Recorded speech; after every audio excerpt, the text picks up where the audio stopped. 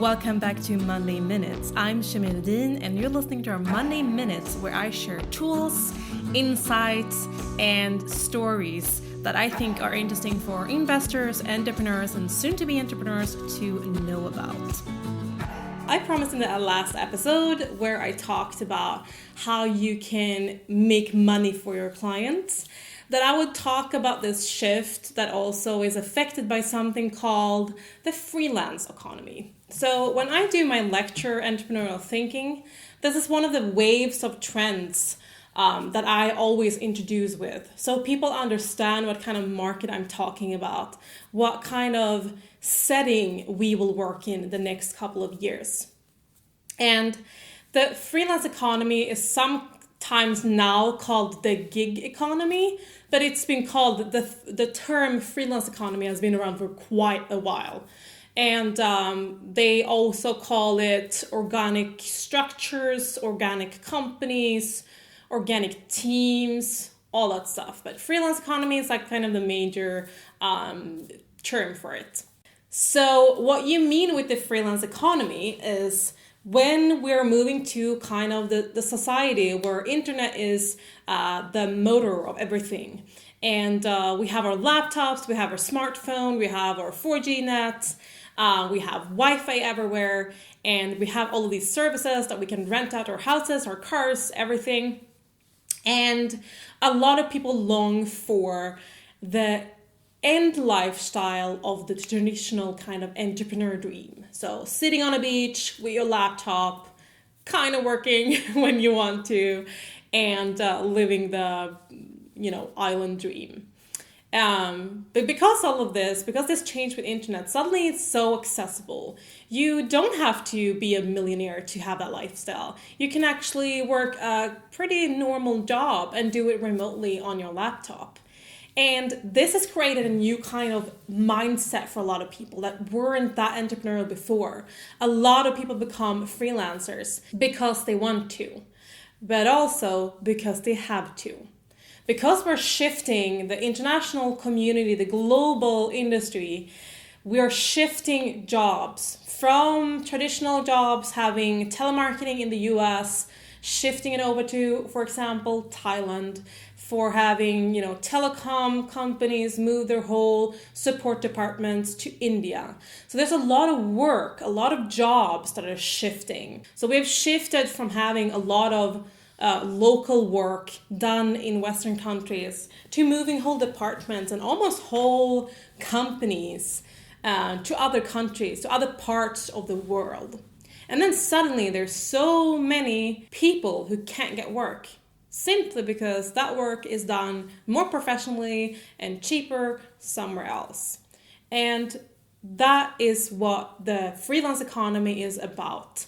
Partly it's this, that you can get services from anywhere. You can use Upwork, which previously was called Odesk, to hire people to do all the things that usually you had to find someone in the corner store, in the corner print shop to do for you. But also because the kind of pace we have, that we have to develop new things, we have to improve things all the time, means that a lot of companies need organic teams. So they're looking for expertise that have outside knowledge of their company and can bring that in so they can get ahead of the competition. So big companies start laying off a lot of people and using consultants and organic teams instead of employees. Meaning that most people who were not the type that would go into entrepreneurship before will be forced to do it because otherwise they cannot perform their job. So the freelance economy is both very positive for some people and very scary for some people. And this also demands very different things from a company, from leadership, and especially from team communication. Because it's very different to work with someone across the world in different time zones, etc., and produce quality work than sitting in the same room. There is something called communication, and the unspoken communication that we have outside of just speaking to each other. That's so important to understand each other. And that is always a problem when you have remote teams that you have to overcome with technology in different ways. But the freelance economy is for a lot of people very, very dangerous and very, very scary and so foreign. But we're already living in that now. It's already here. It's not something you can stop. And because of that, it's really important to see the opportunities around you, that maybe a freelance job will not support you enough to give you what you need.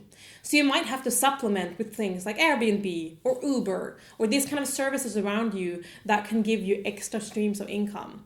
So when I talk in my lecture, it's called Entrepreneurial Thinking, I teach people this. I explain to them what kind of mindset around money you have to have, what type of knowledge you have to have, and how you separate yourself from others, how you stand out when everyone is competing for the same type of jobs, when everybody becomes part of this freelance mass.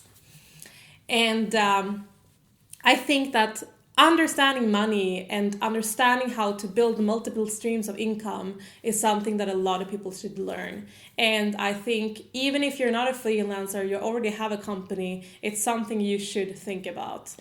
Because it's about the mental feeling. It's about the psychological effects of knowing that even if your company would crash and burn, you still have this stream of income.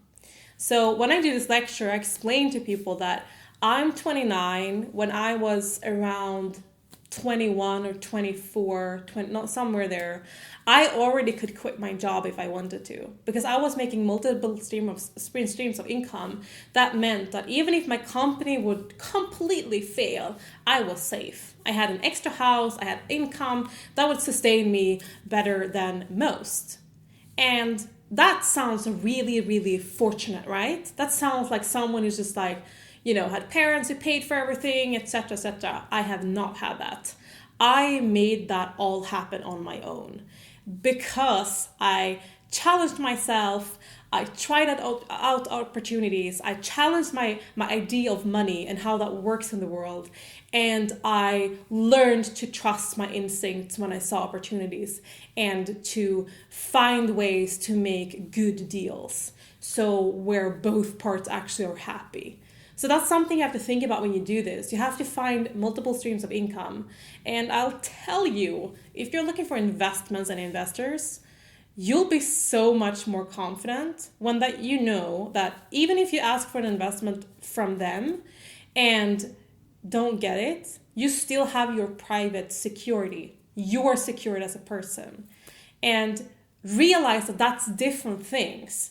Having a company with an economy and a budget and investments is one thing, but your private world, your private money should always be separate, and it should always be something that you take care of no matter what, because that's going to make you take better decisions. That's going to make you a better entrepreneur, because the calmness that comes with that makes you stable, balanced, and long-term sustainable as an entrepreneur and a leader.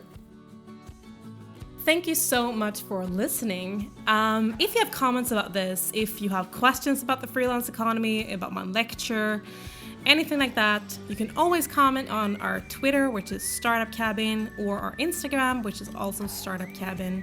And don't forget that we also have a YouTube channel where we send the Money Minutes. So go over to youtube.com/startupcabin and subscribe there as well. Thank you so much for listening, and I'll talk to you in the next episode.